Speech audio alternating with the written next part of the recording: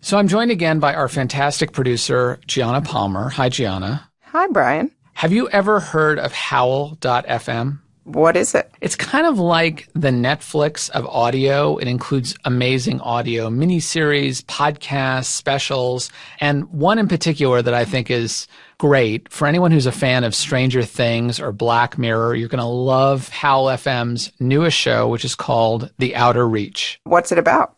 So The Outer Reach is an anthology series inspired by mid-century science fiction. The stars include Martin Starr from HBO's Silicon Valley, Echo Kellum, and one more you really like. Aparna Nancherla. She's so great. To listen to The Outer Reach and over 200 hours of exclusive Howl miniseries, go to HOWL.FM.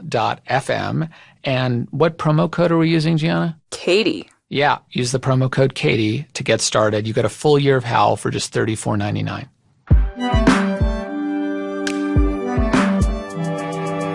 Hi, Brian. Hi, Katie. Guess what? What? It's our last podcast of the year, and I'm kind of sad about that, Brian. I know, but we're recording this a little bit ahead of the new year because you're going on a special trip, actually. Yes, I'm going to see my daughter who's studying abroad, so I'm going to Paris. What abroad is she studying?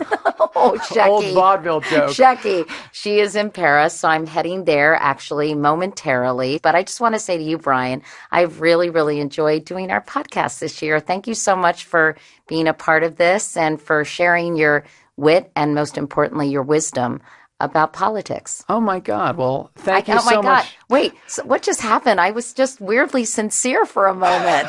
Thank you for allowing me to brush. Okay, blah, blah, blah. To brush aside greatness every other week for about an hour or so. Okay.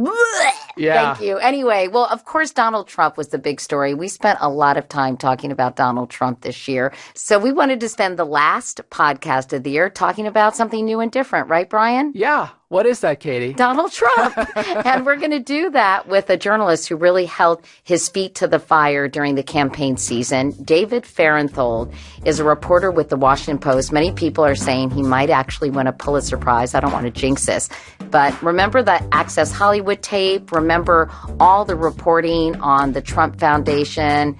Yes, I'm not mentioning, the word, because I don't know. I don't like that word, Brian, the P word.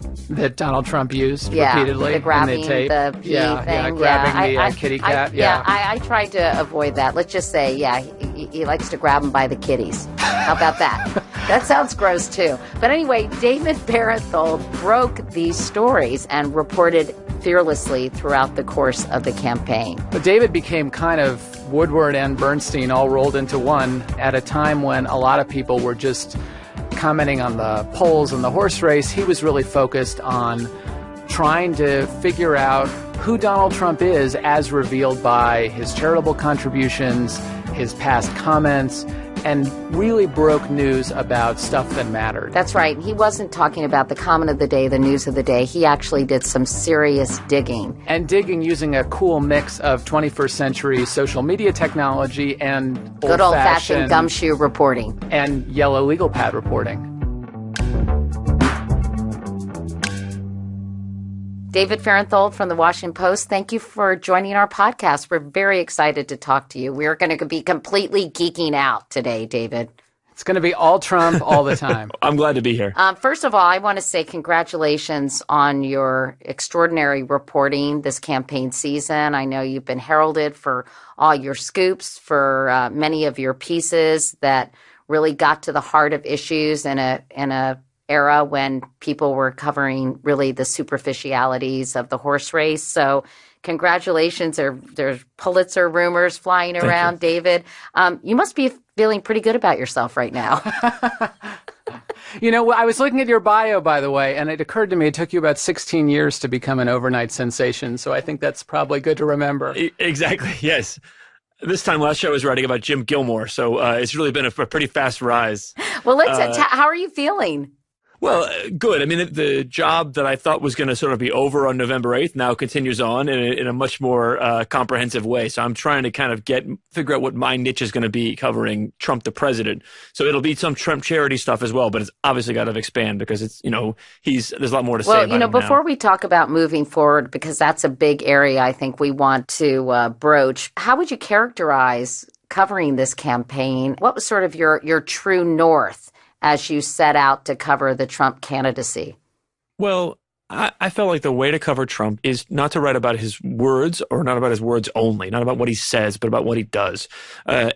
Trump is a unique candidate, and he spends all his time sort of throwing out these things that I don't know if it's purposeful or not, but they serve as a good distraction. Every day there's some new thing to chase. And in the campaign, it was sort of a new outrage every day. He said things that would have killed off anybody else's campaign, but the way he did it, he would say them, and the next day, while we were sort of getting spun up to cover the first outrageous thing, he'd do another outrageous thing. We had to jump onto that. So I wanted to cover his actions, the results of his actions. And in particular, in this case, this really sort of important moral dimension. This is a guy who bragged his whole life about how much he gave to charity, how generous he was. Let's go and see did he really keep those promises, and how much sort of moral compunction did he feel to help those less fortunate. And you really put sort of a bullseye on Trump's character. I mean, I think in a way that any great journalist would. Can you just reveal or review what you discovered in the course of your reporting? The main takeaway from me was that Trump understood that because he was rich, people expected him to be generous. That's what rich people do. It's always been, that's a sort of part of the lifestyle of a rich person, is giving to charity. And he wanted to have that appearance as much as he could. He wanted to have the sort of the facade that he was a very generous person, but he did as much as he could to avoid actually doing the charitable work that illusion or that facade required. So often he would use other people's money as his own charities. He'd find a way to convert other people's money into what seemed like his own charitable gifts. He would often promise gifts that he never gave. And even his own charity, the Donald J. Trump Foundation, he would use that in ways that basically where he was the biggest beneficiary. It looked like he was helping charity, but actually often he was helping himself. So that's what I learned. He knew that people expected him to be generous, and he wanted to meet those expectations on the surface, but didn't often want to comply with the sort of true moral dimension of charity, which is giving actually something of yourself to help others. So what actually spurred you to start looking into Trump's philanthropy or lack thereof? And how hard was it to track down the contributions he did or didn't make? Well, it started actually kind of by chance. So I spent all of 2015 covering basically loser candidates: George Pataki, Jim Gilmore, Rick Santorum, Rick Perry. They were all gone by the time we got to the Iowa caucuses, or they were all clearly headed out the door. So I had nothing to do on Iowa caucus day, and the editor said, "Okay, go to Iowa, follow Trump around. We're going to see this possibility," which didn't actually come to pass. This 3-time married guy, sort of famous playboy, is going to win. We thought the famously conservative and religious state of Iowa. So go see what he does on caucus day. So I went to this rally Trump did on caucus day in Waterloo, Iowa. And during the rally, he got up, it was up on stage, and he stopped the rally and he said, "Okay, now come to the stage, this local veterans group, this Waterloo Veterans Aid Group." And in the middle of the rally, he gives them a giant check, like one that they give to people who win golf tournaments, a really big oversized check that says Donald J. Trump Foundation on the top, Make America Great Again on the bottom, for $100,000. It turned out this was money that he had raised a few days ago. If you remember, he skipped a Republican debate because he was having a fight with Fox News, and he had this big televised fundraiser where he said he raised $6 million for veterans, which included $1 million out of his own pocket. So he's stopping his political rally to give away a check from his charity. And I thought, okay, I know you can't do that. I don't know much about charity law, but I know that's against the law. You can't use the money in your charity to boost a political campaign, even if it's your own. So I came back from having covered Iowa and New Hampshire, and I wanted to look into that to see whether he'd broken the law.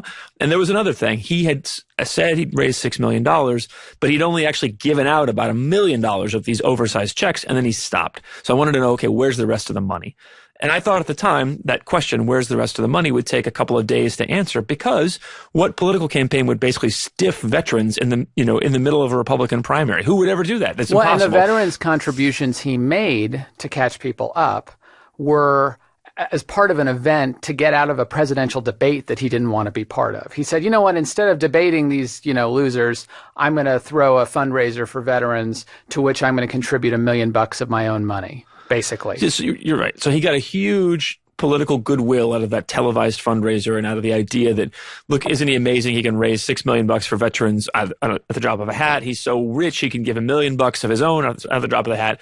It's important to test and see whether he really followed through on those promises, because he got a lot of goodwill out of making It's them. so funny. This seems like such a no-brainer, doesn't it, David? I mean, you did something that most journalists should be doing. You've actually followed up, right? You continued to cover the story and connect the dots. But the dots were harder to connect than I thought, because I got back and said, okay, Trump campaign, where'd the rest of the money go? And I looked and looked. I called the veterans organizations he named as beneficiaries. I talked to them. After a month, I could find about $3 million worth of the $6 million. I didn't know where the other $3 million had gone. And I kept looking. This was kind of in the background while I was writing some other stories.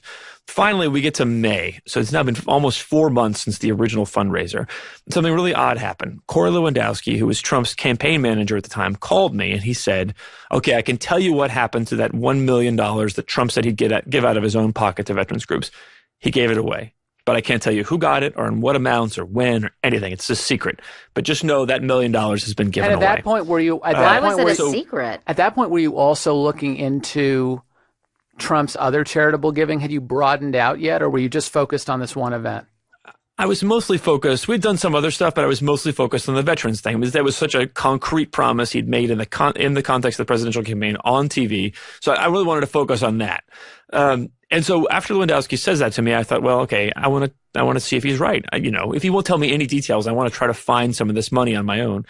So I used Twitter, knowing that Trump was on it, knowing that a lot of media were on it. I started sending out queries on Twitter to different veterans groups. That's so clever. Well, I thought in the old days before Twitter, you would just have to send out, call or email 1 million, different veterans groups, and there's thousands of them, and you never would be able to reach them all. So, the idea you could prove a negative, there's no way you could prove the negative. Donald Trump gave no money. But I thought maybe I'll prove the opposite. I'll find a little bit of the money and we'll say, okay, well, I found the tip of the iceberg. This must have been a real thing. And I spent a day tweeting and nothing, no response from anybody. I couldn't find any of the money. And I thought at the end, I thought, I've just wasted a day. I felt like the oldest man in the world. I was like, I tried the Twitter, it didn't work. What a waste of time. So what happened was Trump, he was paying attention. And that night, the night that I had been making this search and not finding any of his $1 million, that's when he gave the $1 million away. So when Lewandowski had told me he'd given it away, that was totally false. It was still in Trump's pocket. So how did you do the crowdsourcing? So you tried the Twitter, and that didn't work so much, although it actually did because Donald Trump saw it. But tell us about crowdsourcing the reporting. Well, that was my first experience with it, and I was surprised at how well it worked. And then a bunch of campaign reporters, other reporters picked it up and started tweeting about it, spreading the reach, and veterans groups started tweeting about it. And the idea had been, okay, maybe I won't be able to query every veterans group in the world, but somebody else watching this will say, well, hey, you didn't ask me directly, but he did give us this money. So I could find it kind of by word of mouth that way. That was the idea. And it turned out, and I thought, okay, if my backup plan is maybe Trump will just tell us what he did. And it turned out to be, that's what happened, because he hadn't given it. There was nothing else to find. There was nothing to find at that point. It was all in Trump's pocket. So you kind of shamed him into it in a way. Yeah, I guess so. I asked him that night. So Trump called me. This is the last time he and I spoke. He called me in late May to say, okay, yes, I just gave the $1 million out. He gave it all in one fell swoop to this particular charity run by a friend of his. And I said, well, would you have given this money out if I hadn't been asking about it? And he said, oh, you're really a nasty guy. You're a very nasty guy. That was his answer. Did he say sad with an exclamation mark?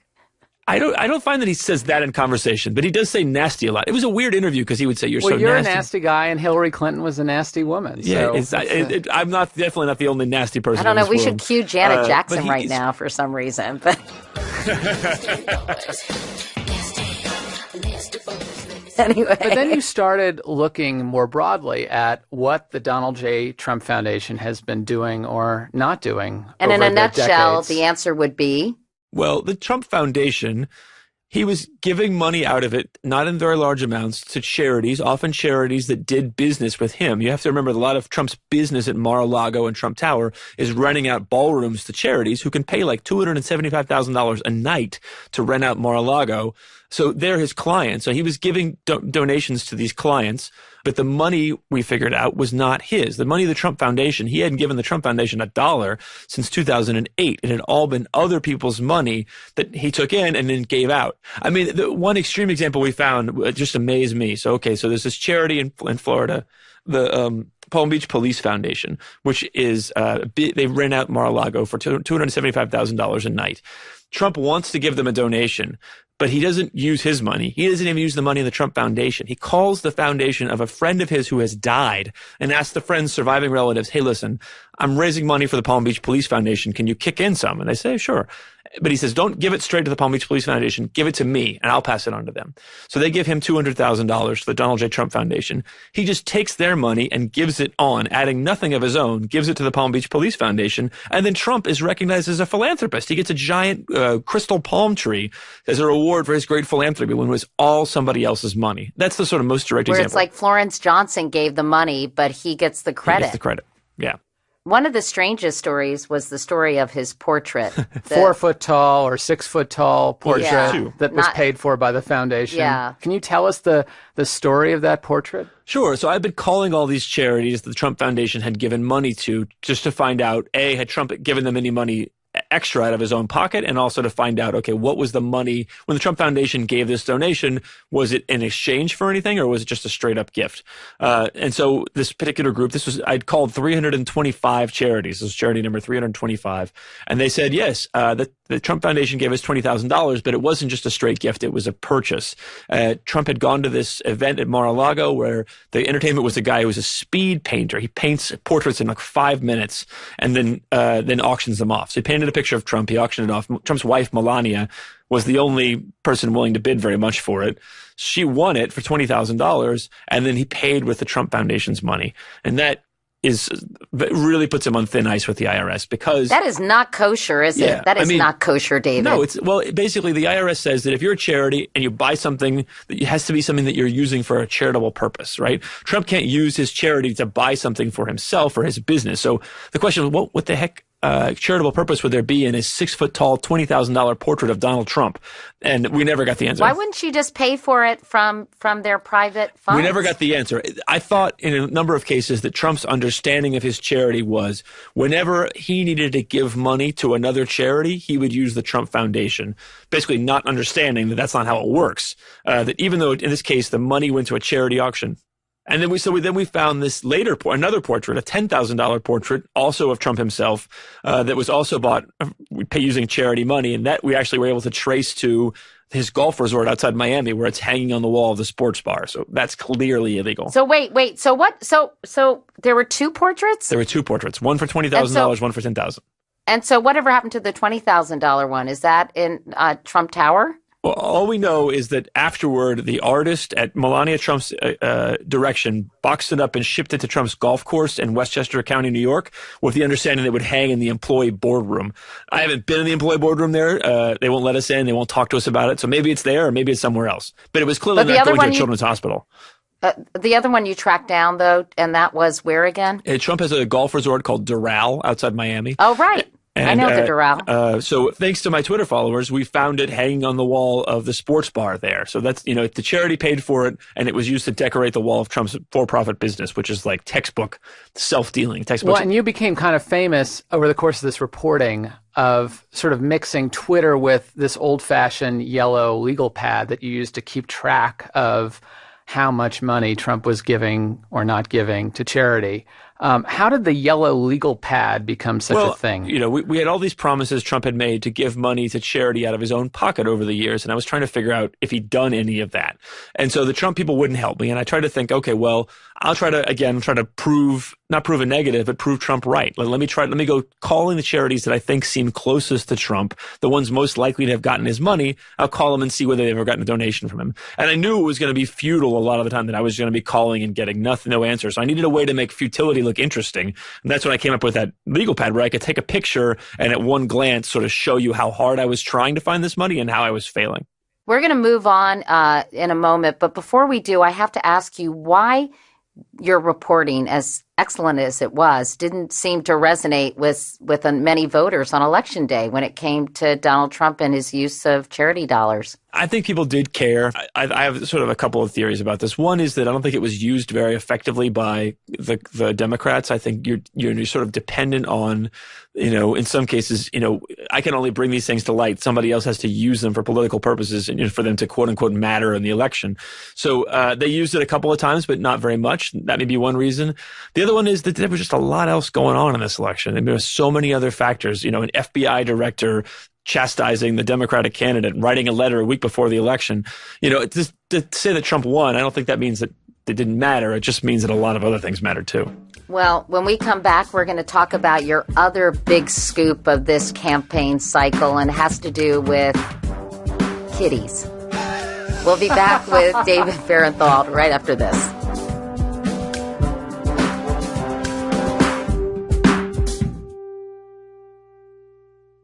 So, Gianna, you know what I find really annoying? What? So many things. But one thing is that photos are just on my phone these days, not in albums. Ever since we switched to smartphones, I don't have a great collection of photos around my house. And there's a terrific new service called Blurb that solves this problem, that makes custom photo books either for yourself or as a wonderful gift. You can use it for family photo books. You could use that. You have a new baby at home. You're going to need this. This is true. I can use it even for cookbooks or Instagram books. Does your baby have her own Instagram? Not yet. We've decided not to do that. But if she did, you could make a book out of it. We could. Blurb would be perfect. But, Blurb's perfect for a lot of other stuff. You can go to blurb.com/Katie and enter the offer code Katie for 25% off quality custom books. That's blurb.com/Katie at checkout for 25% off. Blurb, make a book, leave your mark. If she did, her handle should be Baby Eliza.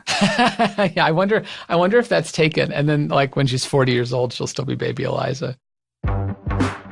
During our last episode, we asked you, what is the best thing that happened to you in 2016, other than our podcast, of course? And here's what you had to say. Hi, this is Lisa Craig from Cleveland, Ohio. And the best thing about 2016 was the Cleveland Cavaliers winning the World Championship and breaking our ruts here in Cleveland. And we're also really proud of how we hosted the RNC this year. Oh, and the Indians made it to the World Series. So I think Cleveland was the best thing for me about 2016. So you asked for the best thing that happened in 2016. For me, the best thing that happened was coming to this beautiful country and being able to expand my life and my career and my education to a higher level after being 25 years in a dictatorship, which is a Middle Eastern country. Thanks, Katie. Bye. So, Brian, you love to learn, right? Or at least I like to give people that impression. Well, I have a new way for you to learn, the Great Courses Plus video learning service. It's a great way to learn about any topic that interests you. You can learn new skills, expand on your hobbies. I know about the Great Courses Plus because I'm a big fan of one of their classes, which is called The Fundamentals of Photography. The teacher is Joel Sartor, who's a longtime expert National Geographic photographer. And this has been very useful for me because with a new baby at home, I have to take a lot of photos, as you can imagine. You should be sending more of those photos to the team here at the podcast. You sound like my mother. But anyway, the Great Courses Plus gives you unlimited access to over 7,000 amazing video lectures presented by top professors anytime, anywhere from any device. And now I think we have a special offer, Gianna, for Katie Couric listeners, right? We do. You can stream hundreds of their courses free for 1 month when you sign up. Get your free trial of the Great Courses Plus by going to thegreatcoursesplus.com/Katie. That's thegreatcoursesplus.com/Katie. On our next episode, we will be talking with Donald Trump. Well, actually, we'll be talking with Alec Baldwin, who plays Donald Trump on SNL. Who also does a fantastic Tony Bennett, by the way. He does a lot of fantastic impressions. Maybe he'll do some for us. He is on fuego. Yes, he is, as Donald Trump would say. What questions do you have for Alec Baldwin? Please leave us a message at 929-224-4637.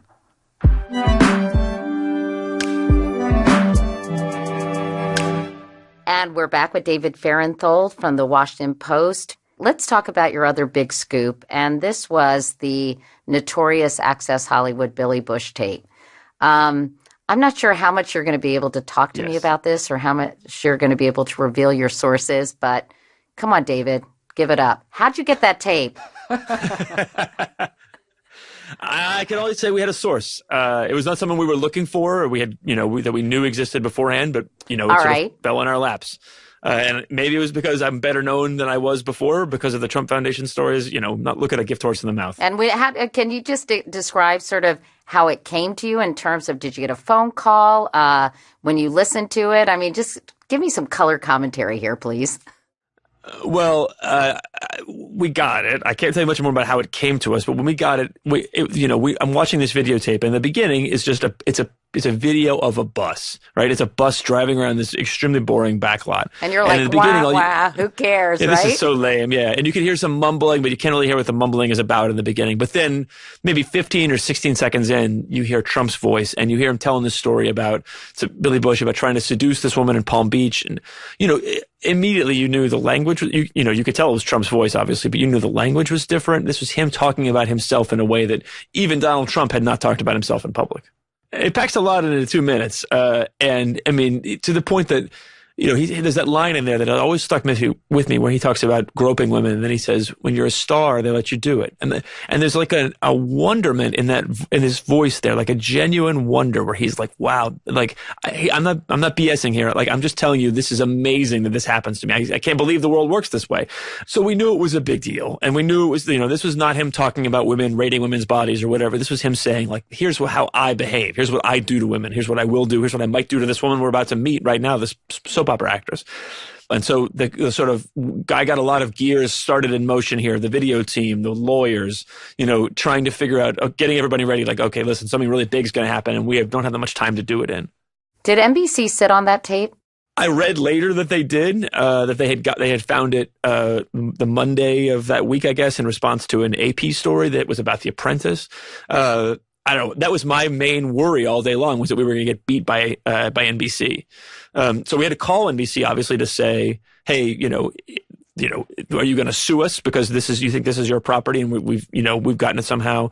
And B, do you think it's a hoax? Do you think this is, that this, because when all the offending words are said, you can see the bus, but you can't see Trump or Bush. You can't see their mouth moving. So is NBC going to say it's a hoax? And we had to call Trump for the same reason to see if he would say it was a hoax. So that was. Well, so wait, yeah. So what did NBC say? What did Trump say? NBC basically did not get back to us on the record. They didn't send the signal that, hey, we're going to sue you, but they didn't comment either. Trump's people, at first, we sent them a transcript of the video of, the parts that are the first 2 minutes. And they said, well, it doesn't sound like Mr. Trump. Can we see the whole video? And we were like, there was some arguing back and forth among the editors, and they decided, yes, they can see the video. So we sent them the full video, and it was, probably, that was about 3:30. We told them, look, we're going to publish at 4, and you have until 4 o'clock to comment or not. We're going to publish with, either way. And they got back to us at 4. It was almost like a sort of digital stop the presses moment. I had to yell at somebody to get her to stop, before she hit the button to publish it. And their statement that came in then was, yes, Trump did it. This is him. He apologizes, locker room talk, that sort of thing. Wow. Wait, I just have a question because this is so fascinating to me. Do you think NBC, so they didn't get back to you because, they took a lot of criticism for sitting on the tape, holding on to it, maybe with the suggestion that they were protecting Billy Bush. This was their show. Access Hollywood is an NBC show. So just like The Apprentice was an NBC show. But he didn't say that they didn't get back to him. He said that they didn't respond on the record. I know. That's why I'm following up, baby. Okay, go ahead. Go ahead. I let the master work. Go ahead, David. So I don't know, really. I did not get that much out of them that day. I should note, though, that when our story published at like 4:02 that afternoon, and MSNBC and Katie Tour had a story about this up at like 4:06. So we beat them, but not by very much at all. I wonder, I mean, it's very interesting. I guess the official story is they were kind of running it through their lawyers, too. But seems like they had a lot of time, and those were, a number of days spent running it by the lawyers. It didn't take you that long to do that, did it? I wonder if they wanted the cover of not being the ones to break the story and to let you all have that honor. Who knows? If they did, and that's the origin of all this, I don't know, but I'd be grateful for it. However it happened, I'm grateful for that it was me, no matter what. This changed the tenor of the campaign dramatically for, I would say, maybe two weeks. Yeah, 2 weeks. And, Billy Bush lost his job at NBC as a result of it. A number of senior Republicans, including members of the United States Senate, abandoned Trump. This is when McCain finally abandoned Trump. I mean, it was a huge and moment. We now know that behind the scenes, a lot of top Republicans were panicked, convinced they were going to lose in a landslide. Some even said to Trump he should drop out at this moment. Do you know much from your reporting about what was going on in Trump Tower as this was unfolding? No, not really. I mean, I've read, our version of it, and it seemed like I read this interesting Glenn Thrush from Politico wrote something a few weeks ago about sort of how Trump responded to it. And they called that sort of one of the most consequential decisions of the election, that Trump basically was unrepentant. He said, I'm sorry, but then, moved quickly to say, this is the liberal media out to get me. This is a, conspiracy to stop you, the people, from getting what you want. Apparently borrowing a playbook from a lot of things that Bill Clinton did when he was under investigation for his affair in 1998. So, Trump responded aggressively. I thought that the true consequence of it for those couple of weeks was going to be that it had set Trump against the Republican establishment in a very open way. Remember, he was attacking Paul Ryan and encouraging his people to vote against Paul Ryan. It was this kind of like Republican circular firing squad that it set off that lasted a long time, lasted basically till the Comey letter. Yeah, and it was interesting in those days following it. Kellyanne Conway wouldn't really come out to defend him on this topic. The only person who really did was Rudy Giuliani, right? Right. Poor Rudy Giuliani, who has been rewarded for that rewarded for that loyalty with precisely nothing. Well, and the Glenn Thrush piece you referred to in Politico, I highly recommend people who are political junkies to read it. It goes into some depth on this topic, and it reports that Trump was actually pissed at Giuliani for going out and defending it, for saying that he made a mistake and he's apologized, because they just wanted to go on the attack. They wanted to throw out the normal playbook and just divert the topic to the liberal media trying to screw Donald Trump. What impact do you think that huge story had on the electorate when all was said and done? Well, I think it did have an impact on the electorate when it happened. I think it did change people's minds about Trump. You saw that in the polling averages.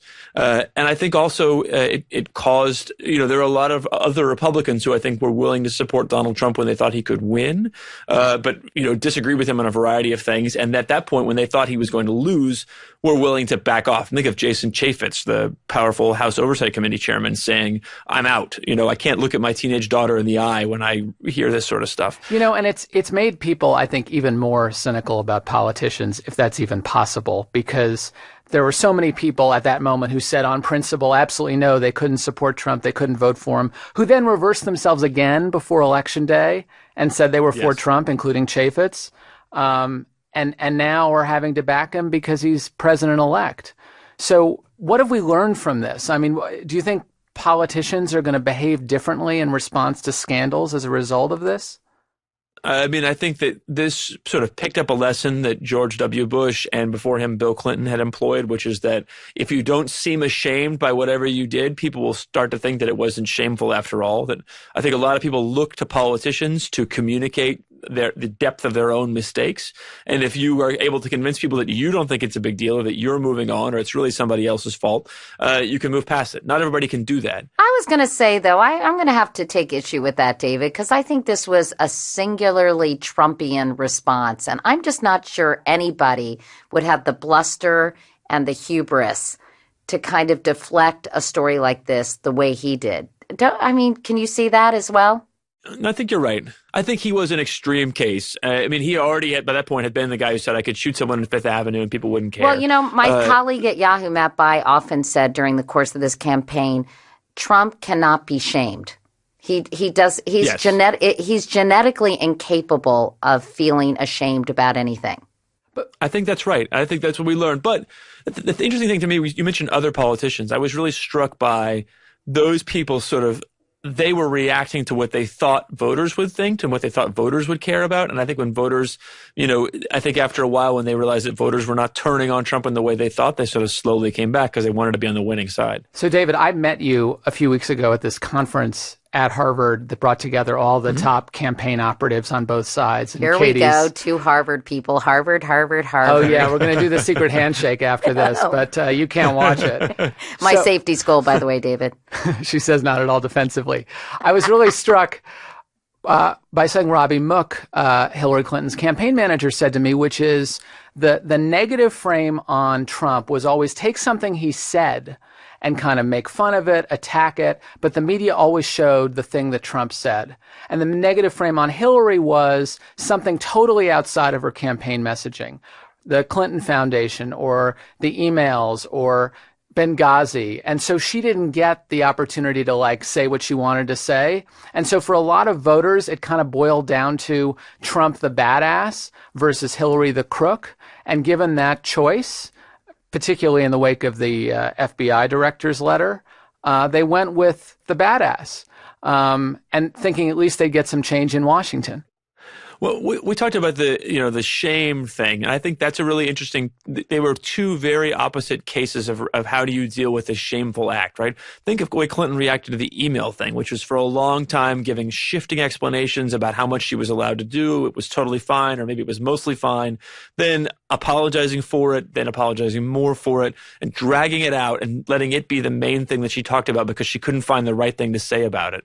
And I think that's sort of she was an extreme case in the other way, in that she showed so much sort of shame and unhappiness about that it allowed it to dominate the campaign. So I think Robbie Mook was right. I think he's right about sort of the two different frames. But Clinton did some of that to herself, and I should say that she didn't have some sort of other positive message about herself, or not anything that broke through. So she was relying on Trump to sort of make her case for her, to be a sort of campaign against him rather than for herself. But can you imagine Hillary Clinton responding to the email scandal by saying, "Hey, I did it. Deal with it"? Well, it's interesting. One of her biggest supporters made exactly that point, that she shouldn't have apologized, that she should have said, you know what, Colin Powell suggested it. It was allowed under the rules. I did it.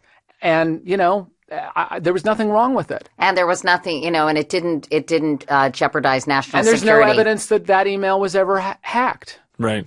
I do think that, I'm playing armchair politician here, but I feel like whatever she was going to do, she should have started doing it in May of 2015 and stuck with it. And the same with the Goldman Sachs speeches, right. Release that or don't. But, at the Harvard thing, somebody asked one of Clinton's aides, why didn't you just put out the transcripts of the Goldman Sachs speeches before? And her response was, well, people would have picked through it. They would have asked all these questions. It would have been a lot of hassle. It was not a political calculation. It was them bearing the weight of these years of Clinton scandals and not wanting to get into it. And they created this thing that just lasted, this mystery that lasted the whole election. It was just drip, drip, drip, drip. And because she never gave a satisfactory answer, every journalist had to ask her every time she did an interview.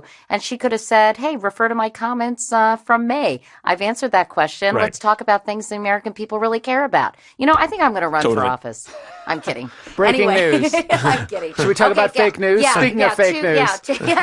Two final sort of categories that I want to talk to you about, and I know Brian's super interested in this as well. Why wasn't fake news discovered before Election Day? We saw all these bogus stories circulating around Facebook. I had friends send me things and say, did you see this? And I'd be like, It's insane. Huma and Hillary Clinton are lesbians, or Huma's associated with the Muslim Brotherhood. There's so many crazy, crazy things out there. What happened? I think journalism, I include myself in this category, I think journalists really let the American people down by not pointing this out earlier. And we know the impact it had because there was one study that showed that in the 3 months before the election, these fake news stories were actually more widely shared than real news stories. So what happened? Well, I do think that it's, part of our bubble is that we live in a world where we read other legitimate news outlets. That's who we follow on Twitter. That's who we follow on Facebook as journalists.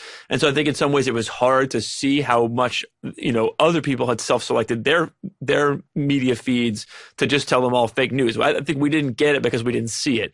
That's one thing. Another thing is I think that it's, for us, to the degree that we knew about it, you could write about it, and there was some writing about it, but, we're struggling to figure out, okay, well, how do we show people our credibility? How do we stand out? How do we beat those people in the marketplace if Facebook or Twitter is going to treat them equally to us? And I think we're still sort of trying to figure that out. And for me, my own little piece of it meant trying to be very transparent about what I was doing. Here's how I'm gathering this information. Here's who I've asked. Here's what I've asked, and be open to people's suggestions. So to the degree that people saw me doing that on Twitter, I was trying to show them, look, this is how you report a real news story, so you can have more trust in what I'm producing. So what can be done about fake news without sort of censoring, news that may not be desirable or whatever? I mean, how do you wrap your arms around this? Well, part of it is a question for people like Twitter and Facebook. They have to decide, do they want to, is there a market reason? Forget about censorship or, public good reason. Is there a market reason why they might want to be able to give their customers a way to distinguish between real and fake things? Or do they think there's a problem with their business model if, half of the news they're showing is fake? The other thing for us becomes, how do we think about ways for the mainstream media, the true media, how do we show people how hard we worked to produce what we do? How do we show people the standards we adhere to? I think we need to be a lot more explicit about this. We live in our world and think that, everybody knows, you have to have two sources. Everybody knows things are better on the record. Everybody knows the rules that we follow, but not everybody does. So you're saying that journalists have to sell the public on what good journalism is and explain it to the public? I guess maybe so, huh? Yeah. I mean, if we're going to grow our audience, there's a lot of people who read us now, but if we're going to reach those people who are out there passing around fake news, we need to show them, okay, this is how we do it. We need to be sure we're not wrong, because we can lose a lot of credibility in a hurry. What about having sort of like a good housekeeping seal of approval for legitimate news organizations? Craig Newmark, who started Craigslist, said is giving $1 million to the Poynter Institute. And one of the things they're talking about is having some kind of indication to viewers or readers that this is from a legitimate news source. Particularly on social media networks. Yeah, I mean, I support that. I think there's a lot of difficulties inherent in that. And, you worry about ceding the power to somebody to distinguish, am I real or fake? Yeah. You more want to do that on your own with the way with your own work. But I think it's important that people are paying attention to that. I mean, I just thinking about ways to make our stories more trustworthy or more clear how we know things. There's ways you could do stuff online to show people, make it easier for people to see the primary sources you relied on, to show people how you know the things when that's possible. I think it would be really educational for a lot of people. And covering President Donald Trump is going to be an enormous challenge. Already his team is floating stuff like eliminating the daily briefings for the press. What do you think are going to be the 2 or 3 biggest challenges for reporters trying to hold this White House accountable? Well, I think the biggest challenge that we've identified so far is Trump himself, that he often uses Twitter as a way to reach a mass audience with information that's wrong. I mean, he'll tweet out something where the facts are wrong or the context is wrong. And the way that we had dealt with things like that in the past was if on the Sunday talk shows or a presidential speech or something like that, if the president says something, the first version of the story is written usually by somebody who's not a subject matter expert in that thing. And the story is the president said X. Right. And then a few hours later, somebody who's a subject matter expert writes the second version. It says the president says X. Here's what it means. Here's how, here's what's going to happen next. All that context. But the way that you have to do it with Trump comes out and says, the Air Force One contract costs $4 billion. Well, that's wrong. Millions of people voted illegally. That's wrong. Nobody knows about climate change. That's wrong. So you can't have the first version of the story responsibly. You can't have the first version of the story be Trump says X. And then 5 hours later come back and say, hey, what he said was totally wrong. I mean, the truth is, the lie gets around the world before the truth gets its pants on. So we want to have something where we can, the first time we write about Trump's statement, the first story we write about his tweet or whatever is from the expert. And the expert says, hey, Trump said this, but it's wrong. And I want you to know that right away. Well, so it sounds like a lot of the coverage is going to be intensely critical. And do you worry about alienating the wide swath of American readers, viewers, et cetera, who say, hey, give this guy a chance? I mean, it's kind of a delicate balance, isn't it? It is. I think the main question for us is to avoid seeming sort of emotional or invested in a particular outcome, meaning in Trump not doing well. There's a big political ecosystem out there, and our job is to tell you what happened and to tell you, what's new about what Trump is doing, but not to tell you, is it going to lead to the autocracy, or is it going to lead to America being great again? We have to just tell you what happened, let other people run with the meaning of it. I think that's going to be we have to sort of restrain ourselves from commenting too much rather than just sort of telling you what happened. David Fahrenthold, it's so fun to talk to you. I could stay here all day, and I have so much respect for your reporting. Will you do our podcast after you win a Pulitzer, or did I just jinx it? Don't jinx it, but I would love to come on again. Thank you. I really appreciate it. Y'all have a good holiday. Okay, too. Thank you, David. Thanks, David. A big fat thank you to Gianna Palmer for producing the show and Jared O'Connell for engineering and mixing it. Thanks to Mark Phillips for our fantastic theme music. And thanks to you for listening throughout this year. We really appreciate it. And remember, you can email us at comments@couricpodcast.com, or you can find me on social media. Brian is on social media too. He has tens of followers. Yeah. I'm at Katie Couric on Twitter and Instagram, and Katie.Couric on Snapchat. What's your handle, good buddy? You don't even know, do you? Yes, I do, isn't it? Is it at BM Goldsmith? No. This is sad. At Goldsmith B on Twitter. Good, because I don't like BM Goldsmith. Okay. Best of all, you can rate and review us on iTunes. Don't forget to subscribe as well. Thank you again for listening. We've had so much fun doing this. I hope you've had fun listening to our antics. And we'll see you in 2017.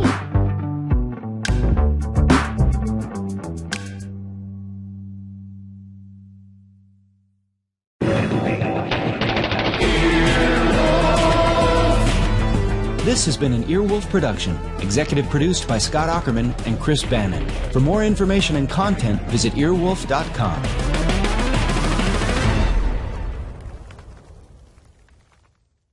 Yeah, kitty cat gate? Okay, I'm not going to say the P word. We got to okay. get out of here. All right. It's like 100 degrees in here.